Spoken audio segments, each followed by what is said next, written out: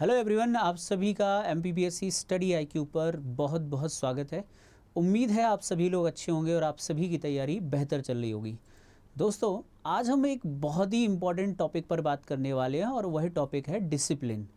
देखिए, MPPSC prelims, MPPSC mains और MPPSC का जो परीक्षा पैटर्न है, एमपीपीएससी की परीक्षा को निकालने के लिए बहुत ज़्यादा इंटेलिजेंट होने की ज़रूरत नहीं है, बहुत ज़्यादा पढ़ाकू होने की ज़रूरत नहीं है।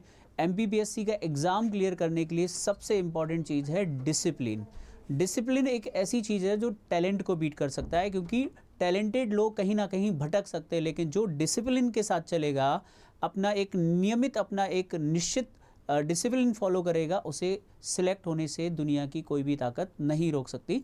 तो आज के हम इस सेशन में बात करने वाले हैं कि कैसे डिसिप्लिन बीट्स टैलेंट, यानी जो डिसिप्लिन है वो टैलेंट को बीट कर सकता है। कुछ बातें हैं जो मैं आपको बताना चाहता हूं, वो आपको याद रखनी है। देखिए, एमपीपीएससी या सिविल सर्विसेज की तैयारी करने के लिए हमेशा जुझारू व्यक्ति की ज़रूरत होती है, जो चाहे मन हो या ना हो लेकिन उसको पढ़ना है, तभी वो सिलेक्ट हो सकता है। अगर आप परिस्थितियों के हिसाब से अपने आप को बदलने की कोशिश करेंगे कि आज मन कर रहा है मैं पढ़ूंगा, कल मन नहीं कर रहा है तो मैं नहीं पढ़ूंगा, मतलब अगर आप ऐसा करेंगे तो आप कभी सिलेक्ट नहीं हो पाएंगे। सिलेक्ट होने के लिए सबसे इम्पॉर्टेंट चीज़ है कि चाहे आपका मन लगे, चाहे आपका मन ना लगे, लेकिन आप एक डिसिप्लिन के साथ जो है नियमित रूप से अपनी स्टडी को कंपलसरी रखें और उसको ज़रूरी रखें। अब क्या क्या बातें हैं जिन पर हम ध्यान दे सकते हैं, तो मैं आपको बताना चाहूँगा। देखिए, टैलेंट ऑप्शनल होता है लेकिन डिसिप्लिन कंपलसरी होता है। बहुत सारे लोगों को आपने देखा होगा, आप मोटिवेशनल स्पीकर्स को सुना होगा तो आप सुनते रहते होंगे। मैं आपसे वही बात करूंगा जो मैंने अपने जीवन में सीखी है। देखिए, हर व्यक्ति बहुत ज़्यादा इंटेलिजेंट नहीं हो सकता, ये आप भी जानते हैं, लेकिन अगर कोई व्यक्ति है जो पूरी ईमानदारी से अपना काम कर रहा है और उसने एक डिसिप्लिन बना रखा है कि वो डेली नियमित रूप से अपना काम करता है, चाहे उसे उसमें मज़ा आए या नहीं आए, तो जो डिसिप्लिन होता है वो आपको आपकी सफलता के नज़दीक ले जाता है। तो कैसे डिसिप्लिन आपको सिलेक्ट करवा सकता है, समझते हैं। देखिए, कभी कभी आपने देखा होगा कुछ स्टूडेंट होते हैं वो 10 घंटे पढ़ते हैं, कुछ स्टूडेंट 10 से ज़्यादा घंटे पढ़ते हैं, लेकिन ये कभी कभी है। आज आपने 10 घंटे पढ़ लिए, कल आपने 2 घंटे पढ़ पाए, कल हो सकता है आप 3 घंटे पढ़े। तो ये आपका एक क्या है, कभी कभी का है। कभी आप बहुत ज़्यादा पढ़ रहे हैं, कभी कभी आप कम पढ़ रहे हैं। लेकिन यदि आप प्रतिदिन एक टाइम सेट कर लें कि डेली मुझे 5 या 4 घंटे पढ़ना है, और ये आपका जो दिमाग है वो अपने आप को उस तरीके से ढाल लेगा, वो इस परिस्थिति को अडॉप्ट कर लेगा कि मुझे डेली इस टाइम पर पढ़ने बैठना है। तो इसीलिए डिसिप्लिन का बहुत ज़्यादा महत्व माना जाता है। तो कभी कभी 10-12 घंटे पढ़ने से अच्छा है कि प्रतिदिन अपना एक समय निश्चित करें और प्रतिदिन जो है वो आप पढ़ाई करें एक डिसिप्लिन के साथ। अब ये जो 5 घंटे मैं बता रहा हूँ या 6 घंटे आपको जो डिसिप्लिन के साथ पढ़ना, उसमें आप क्या क्या पढ़ सकते हैं। खासकर अभी क्योंकि एमपीपीएससी प्री आ रहा है, तो एमपीपीएससी जो प्री आ रहा है उसके लिए आपको अपने समय को डिवाइड कर लेना चाहिए। कुछ आपको नए टॉपिक पढ़ना चाहिए, न्यू टॉपिक, जो भी आपने नहीं पढ़ा वो पढ़िए। कुछ आपको क्या करना है, रिवाइज करना है, और कुछ के लिए आपको क्या करना है, आपको प्रैक्टिस करनी है।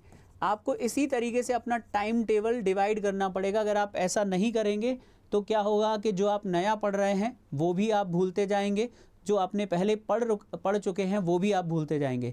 तो पढ़ने का सही तरीका ये कहता है कि प्रतिदिन जो भी समय आप पढ़ाई को दे रहे हैं उस समय में से कुछ समय नया पढ़िए। जैसे मान के चलिए आज आप पॉलिटी पढ़ रहे हैं, कोई नया टॉपिक पढ़ना है, तो लगभग आप 2 घंटे, उस 2 आवर्स जो हैं वो उस नए टॉपिक को दे सकते हैं।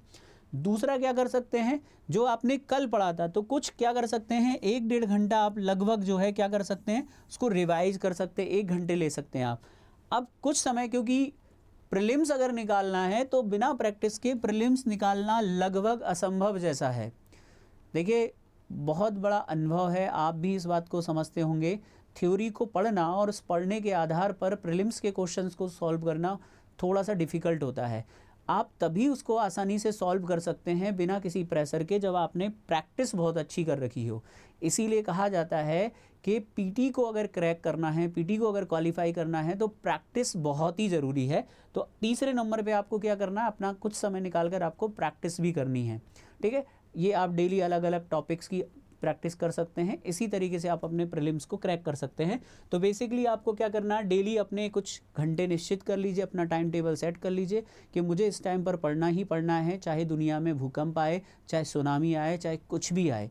और उस टाइम में भी कुछ नया पढ़ना है, कुछ रिवीजन करना है और कुछ का प्रैक्टिस करना है। जब आप इस तरीके से डिवाइड करेंगे तभी आप आसानी से क्या कर सकते हैं, अपने सिलेबस को कवर भी कर सकते हैं, सिलेबस को याद भी रख सकते हैं। ठीक है, तो ये तीनों चीज़ें बहुत ज़रूरी है। देखिए एक एग्जाम्पल है, मान के चलिए आप लगातार सुबह से शाम तक पढ़ते जा रहे हैं और ये जो हमारा दिमाग है इसको भी प्रोसेस करने के लिए समय चाहिए होता है। तो आपको पढ़ना किस तरीके से कि आपको पढ़ना है, फिर उसको प्रोसेस करके इसको स्टोर भी करना है। ठीक है, तो आपको रिवीजन भी बहुत ज़रूरी है, वरना क्या होगा कि ये पूरा का जो पूरा आप डाटा ले रहे हैं वो समाता जाएगा और कुछ भी प्रॉपर स्टोर नहीं होगा। और अगर स्टोर हो भी जाएगा तो जब आपको उसकी ज़रूरत होगी वो आपको रिकॉल नहीं होगा। ठीक है, तो ये प्रोसेस आप इस तरीके से अपना सकते हैं। कुछ और पॉइंट्स मैंने आपको बताए, रोज़ पढ़ने का समय, ये तो मैंने आपको बता दिया। रोज़ पढ़ने का समय आपको निश्चित करना है, पहली चीज़। दूसरा, कुछ आपको नए टॉपिक पढ़ने हैं, नया स्टडी करना है। दूसरा, रिवीजन करना है। तीसरा, एमसीक्यू प्रैक्टिस करनी है। अब आते हैं, कुछ ऐसी चीज़ें हैं, कुछ ऐसी मिस्टेक्स हैं जो आपको नहीं करनी है। बहुत सारे स्टूडेंट को देखा है कि वो प्रीलिम्स की तैयारी के दौरान या पढ़ाई के दौरान बहुत सारी गलतियाँ करते हैं। जैसे कि अगर नोट्स की बात करें तो वो बार बार नोट्स बदलते हैं, बार बार नोट्स आप बदलते हैं। तो पहली चीज़ तो आपको बार बार नोट्स नहीं बदलना है, इस गलती से आपको बचना है। आपको कोशिश ये करनी है कि आप एक ही सोर्स फॉलो करें, एक ही सोर्स फॉलो करें और इस सोर्स को मल्टीपल टाइम क्या करना है, आपको रिवीजन करना है। देखिए सिलेक्शन हमेशा उन लोगों का होता है जो एक ही सोर्स को बार बार फॉलो करते हैं, लेकिन इसके साथ साथ आपको बार बार नोट्स नहीं बदलने हैं, आपको एमसीक्यूज़ प्रैक्टिस करना है। क्योंकि अगर आप एक सोर्स फॉलो करेंगे, एमसीक्यू प्रैक्टिस करेंगे, तो क्या होगा कि मान के चलिए अगर किसी टॉपिक में कुछ ऐसे पॉइंट्स हैं जो आपसे स्किप हो रहे हैं, बच रहे हैं, तो वो एमसीक्यूज़ में ज़रूर कवर हो जाएंगे। तो पहली गलती है कि आपको नोट्स बार बार नहीं बदलने हैं। क्या करना है, याद रखिएगा, एक ही सोर्स फॉलो करना है और डेली आपको प्रैक्टिस करनी है। ठीक है, ज़्यादा नोट्स, ज़्यादा किताबें नहीं पढ़नी है, अलग अलग टीचर से नहीं पढ़ना है, एक किसी टीचर को, एक किसी सोर्स को फॉलो करिए, एमपीपीएससी प्रीलिम्स के लिए सफिशिएंट रहेगा। दूसरी चीज़ है, बहुत सारे बच्चे क्या करते हैं, वो पढ़ते तो रहते हैं लेकिन टेस्ट नहीं देते। तो ये गलती आपको नहीं करनी है। अगर आप नया जो पैटर्न देखेंगे माइनस मार्किंग के साथ, तो आपको ज़रूरी क्या है कि टेस्ट आपको हर कंडीशन में देना है, टेस्ट देना ही देना है। अगर आप ये टेस्ट देंगे, टेस्ट सीरीज ज्वाइन करके टेस्ट देंगे, तो डेफिनेटली आपका प्रीलिम्स कोई नहीं रोक सकता, वो ज़रूर आपका क्वालिफाई होगा। एक और इम्पॉर्टेंट चीज़ है रिवीजन। बहुत सारे स्टूडेंट क्या करते हैं, पढ़ते तो रहते हैं, जैसे कि आज उन्होंने नया सब्जेक्ट कुछ पढ़ लिया, कल भी पढ़ लिया, डेली आप पढ़ रहे हैं। रिवीजन अगर आप नहीं करते हैं, क्या नहीं करते हैं, अगर आप रिवीजन नहीं करते हैं तो ये गलती आपको बहुत भारी पड़ सकती है। आपको रिवीजन भी समय से करते रहना है, एक सोर्स फॉलो करना है, एमसीक्यू प्रैक्टिस करनी है, याद रखिएगा। और तीसरी इंपॉर्टेंट चीज़ है, टेस्ट ज़रूर देना है। और एक पांचवी इंपॉर्टेंट चीज़ जो बताई है कि रिवीजन बहुत ज़रूरी है, इन गलतियों से आपको बचना है। देखिए एक बहुत इम्पॉर्टेंट बात, देखिए मैंने बहुत सारे स्टूडेंट को देखा है, वो मोटिवेशनल लेक्चर देखते हैं, मोटिवेशनल स्पीकर्स को सुनते हैं, और जब हम किसी मोटिवेशनल स्पीकर को सुनते हैं तो हमें ऐसा लगता है कि अब तो हम दुनिया जीत लेंगे, ऐसा कर देंगे। याद रखिएगा, जो दूसरों का मोटिवेशन होगा वो आपको केवल क्या करवा पाएगा, शुरू करवाएगा। तो मेरा जो इसमें व्यक्तिगत अनुभव है वो ये कहता है कि मोटिवेशन, याद रखिएगा, आपको शुरू तो करवा देगा, लेकिन सबसे खास बात है कि मोटिवेशन खुद से आना चाहिए, खुद का होना चाहिए। अब ये खुद का होना चाहिए कैसे हो सकता है, तो देखिए इसके लिए अलग अलग कंडीशंस हैं। पहली कंडीशन है कि अगर आपकी आर्थिक स्थिति अच्छी नहीं है तो आप अपनी स्थिति को मजबूत करने के लिए मेहनत करना चाहते हैं। दूसरा, आप चाहते हैं कि समाज में आपका नाम हो, आपको एक ऑफिसर बनकर आप समाज में बदलाव लाएं। तीसरा है कि आप अपने माँ बाप को बहुत उनका नाम रोशन करना चाहते हैं। चौथा है कि आप बहुत सारे लोग मजाक उड़ाते हैं, कोई सुंदर नहीं दिखता, किसी की हाइट कम है, किसी को किसी और तरीके से मजाक या अपमानित किया जाता है, तो क्या आप उस अपमान का बदला लेना चाहते हैं। तो आपको ये मोटिवेशन खुद से लाना चाहिए। केवल वही स्टूडेंट सिलेक्ट होता है, केवल वही स्टूडेंट आगे बढ़ता है जो खुद को हर समय मोटिवेट रख सके। और खुद को मोटिवेट तभी रखना संभव है जब आपका मोटिवेशन खुद से आए, ना कि किसी के वीडियो देखकर या किसी के लेक्चर को सुनकर।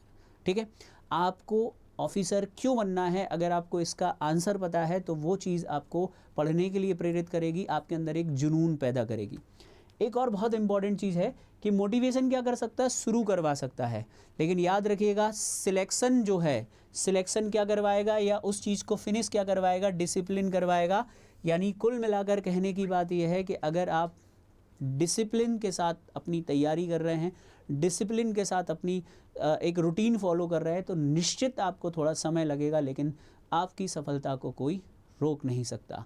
तो ये है डिसिप्लिन का इम्पोर्टेंस। डिसिप्लिन एक ऐसी चीज़ है जो टैलेंट को बीट दे देता है, क्योंकि टैलेंटेड लोग कहीं ना कहीं भटक जाते हैं, लेकिन जो व्यक्ति डिसिप्लिन के साथ चलता रहता है वो ज़िंदगी में आगे बढ़ता रहता है। अपना काम ईमानदारी से करते रहिए, अपने माता पिता और गुरुजनों पर भरोसा रखिए, उनका आशीर्वाद हमेशा अपने साथ रखिए। मेरा व्यक्तिगत ऐसा मानना है कि जो व्यक्ति अपने माता पिता गुरुजनों का आशीर्वाद अपने साथ रखता है और जिसकी नीयत साफ़ होती है, उसे दुनिया में सफल होने से कोई नहीं रोक सकता। तो मुझे उम्मीद है कि आपको जो कुछ बातें मैंने आप लोगों को बताई हैं उससे आपको बहुत कुछ समझ में आया होगा। हम नेक्स्ट किसी वीडियो में बात करेंगे माइनस मार्किंग को लेकर, या आपको और किस टॉपिक पर आपको वीडियो चाहिए, आप कमेंट सेक्शन में यहाँ पर बताइएगा। जय Hind, thank you, all the best.